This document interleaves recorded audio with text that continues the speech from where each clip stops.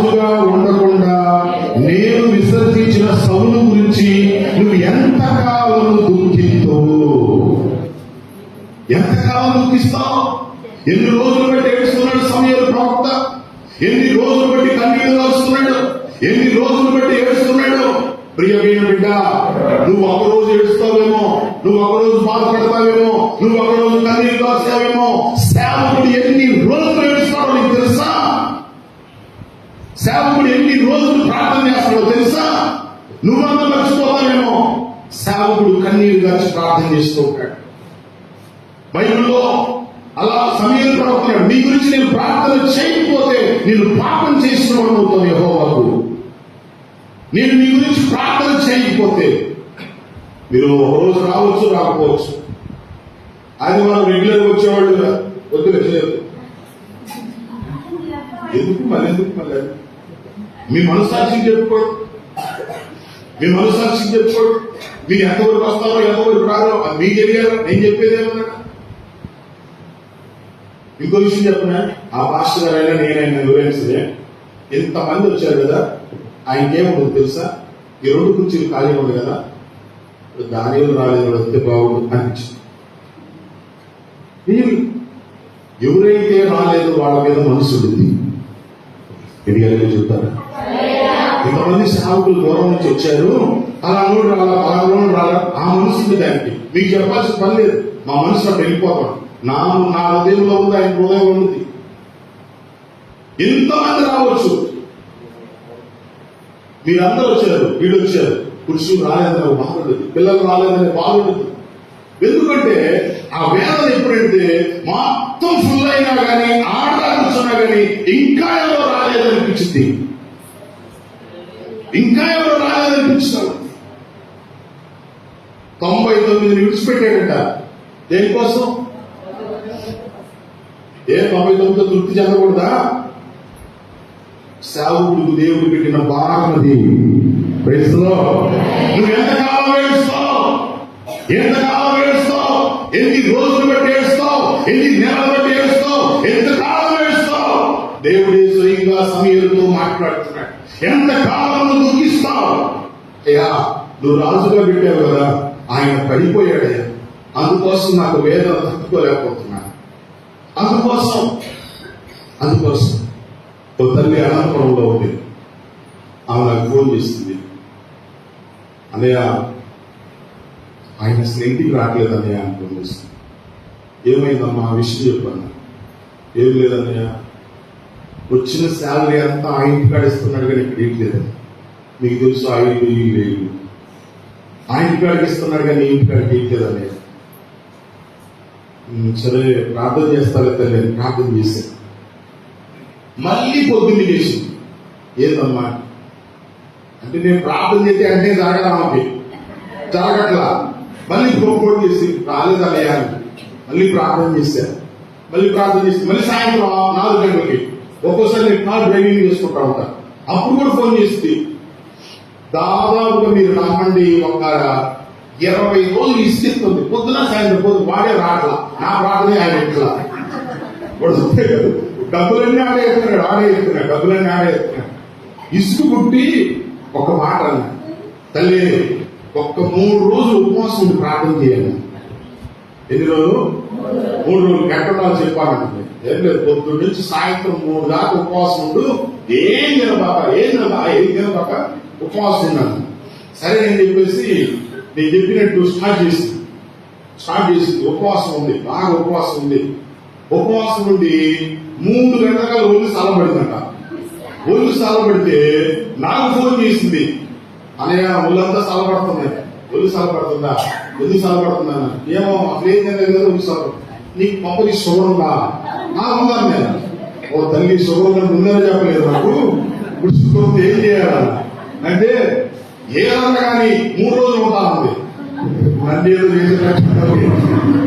నన్ను ఏదో చేసేటప్పుడు నువ్వు అసలు ఫస్ట్ మానేసేనా లేదన్నా ఉంటానంది. 2వ రోజు కూడా ఉపవాసం ఉందండి. నాకు ఫోన్ చేసింది, ఉపవాసం ఉంది. ప్రభా షుగర్ లక్షణాలు, ప్రభా జాగ్రత్త చేయి, ప్రభా ప్రార్థన నేను చేస్తున్నా. ఆల్రెడీ టెన్షన్ నాకు ఎక్కువైపోయింది. 2వ రోజు ఖచ్చితంగా పడిపోయింది, కింద పడిపోయాడు. పిడబోతే ఇద్దరు ఆడపిల్లలు, ఆమెకి ఇద్దరు ఆడపిల్లలు ఫోన్ చేశారు. నాన్న అమ్మ కింద పడిపోయింది, అసలు ఊపిరి రావట్లేదు, ఆమెకి ఏం అయిపోతుంది నాన్న అని చెప్పేసి ఫోన్ చేశారు. వాడేటటువంటి పడితే పాడే అంటాడు. పడితే ఇంకో గంట అయినా మళ్ళీ ఫోన్ చేశారు. ఫోన్ చేస్తే సరే వస్తున్నానని చెప్పాను. రాట్లా 3 అయిపోయింది. 3 అయిపోయిన తర్వాత నాకు ఫోన్ చేసింది. 2వ రోజు ఉన్నాను నేను, నాకు అసలు నీరసం అస్సలు బాగోట్లేదు. ప్రార్థన చేశారు. అమ్మ ఫస్ట్ హాస్పిటల్ పోతాలే అని చెప్పేసి హాస్పిటల్ పోవట్లా అట్నే ఉంది. 3 నాకు వచ్చాడంట. 3:30 కింద పడిపోయింది. చూసాడు, చూసి ఏమైందండి, ఏమో నీళ్ళ తెలియదండి, ఏమో నాకు తెలియదని చెప్పేసి పిల్లలు అంటున్నారు. సరే వచ్చానని చెప్పి అంటున్నాడు. ఇంతే వాళ్ళకేం మాట్లాడుతున్నాం, ఎవరు మాట్లాడు భార్య భర్త ఏమో మాట్లాడుకుంటారా? వీళ్ళు కొట్టుకున్నప్పుడు చూడాలి నీ సంగతి. హల్లెలూయా. పిల్లలతో మాట్లాడతారు, వాళ్ళతో మాట్లాడతారు, ఫ్యాన్లతో మాట్లాడతారు, కానీ ఆమెతో మాట్లాడరు. అది ఆశ్రమిస్తాం. సరేనని చెప్పేసి మొత్తానికి 3:30కి వచ్చాయమ్మా అంటున్నారు. తింటున్నామా 4-5 గంటల. సరే అని చెప్పేసి నిమ్మకాయ జ్యూస్ ఇచ్చారు. తాగి కోలుకుంది కావాలా. 3వ రోజు వెళ్ళింది బాగా అట్నే ఉన్నాడు. ఈ రోజు ఎందుకు తింటలా, నేనున్నాను కదా, ఈ రోజు ఎందుకు తింటలా అని అంటాడు. తినకుండా ఆమె నాకే 3 రోజులు ఉపవాసం ఉంటానని చెప్పింది కాబట్టి నేను చెప్పాను కాబట్టి 3వ రోజు లేకుందండి. 12 గంటల కాలం గురించి సాపడిపోయింది. ఏకంగా ఆంబులెన్స్ ఎత్తారు. ఆమె హాస్పిటల్ తీసుకొని సెలవు పెడుతున్నారు. ఫోన్ వచ్చింది, నేను హాస్పిటల్లో ఉన్నాను. కళ్యాణం ఇంకేమైనా ఎత్తి ఫస్ట్ ఏదో ఏమంటే సలాకెంట్ పెంచుకోవట్లా ఏం లేదు. 3 దాకా రియల్లీ చెబుతున్నా, నీకు దండం పెడతానే నేను ఏడికి పోనని అన్నాడు. నీకు దండం పెడితే నేను యాడికి పోని అన్నాడు. నీకు పోనే అంటే పోనన్నాడు. నీకు చూసుకో. అప్పుడు సెలవు పెట్టించుకొని నాకు ఫోన్ చేసి అనే ప్రార్థన చేయాలి చేశా. విషయం ఏంటన్నా పోనంటున్నాడు. దేవుడికి మహిమ కలుగుతున్నాడు. ఒక్కసారి ఇంటికి వచ్చి పోనీ అని. సరే నేను వస్తానమ్మా.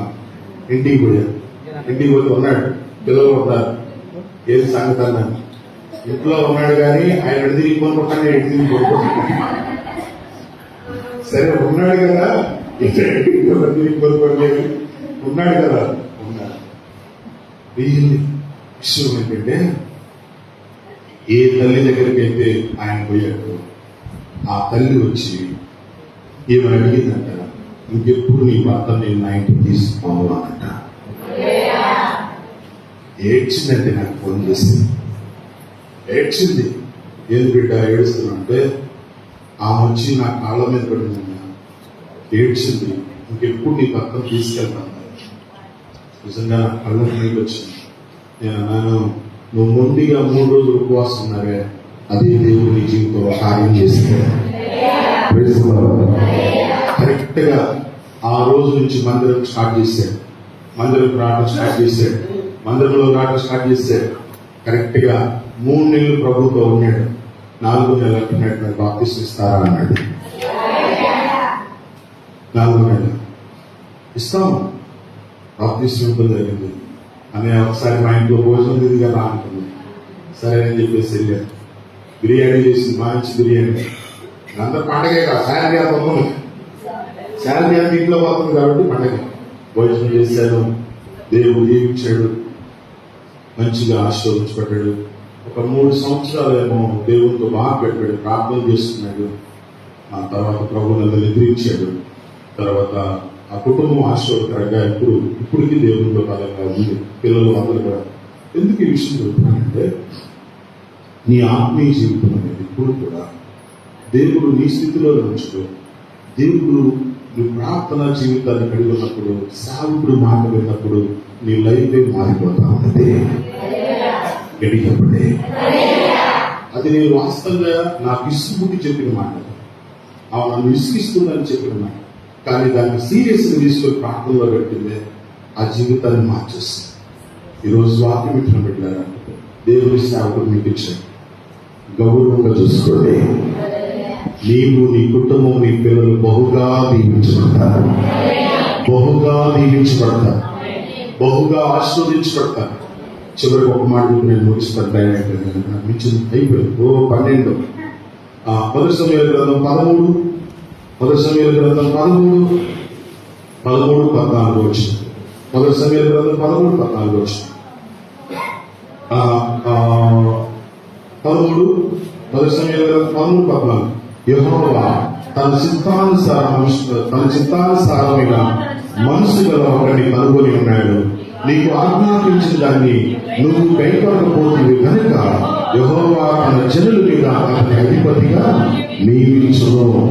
నువ్వు వినలేదు సౌలా, నువ్వు రాజ్యం నుంచి తొలగిపోతావు. ఆయన మనసు కలిగిన ఒక వ్యక్తిని దేవుడు ఏర్పాటు చేసుకుంటున్నాడు. ఆయన ఈ రాజ్యాన్ని ఏలబోతున్నాడు.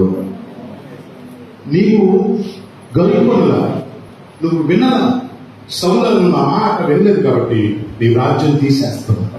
అసలు వాస్తవ దేవుని ఉద్దేశం ఏంటి? 11వ వచనం ప్రకారంగా నీ రాజ్యమును ఇశ్రాయేలు మీద సదాకాలం స్థిరపరచుటకు యెహోవా తలంచి ఉండెను. సదాకాలం నువ్వే రాజుగా ఉండాలని దేవుడు నిర్ణయించుకున్నాడు. కానీ నువ్వు అవివేక పనులు చేశావు, ఆయన మాటలు వినట్లేదు. సో నువ్వు రాజుగా ఉండడానికి వీల్లేదు. పక్కకి ఆయన చిత్తానుసారం కలిగిన మనుషుల్ని కనుగొన్నాడు. ఈరోజు వాక్యం పెట్టినప్పుడు ఏమైనా పెట్టా, ఆయన చిత్తంలో ఉన్నావు నేను అనుకుంటున్నాను, అందుకే వచ్చాడు. Praise lord. ఆయన చిత్తంలో నువ్వు ఉన్నావు, మీరున్నారు, ఆయన ఉన్నారు. కాబట్టి ఆయన చిత్తానుసారంగా నడుచుకుంటే నీ కుటుంబం నిలిచింది, నీ జీవితం నిలిచింది, నువ్వు ఆత్మీయంగా అందరికి ఆశీర్వాదకరంగా మార్చబడతావు. చాలా సరైన చిన్న ప్రార్థన చేసుకున్నాం, చిన్న ప్రార్థన చేస్తున్నాం.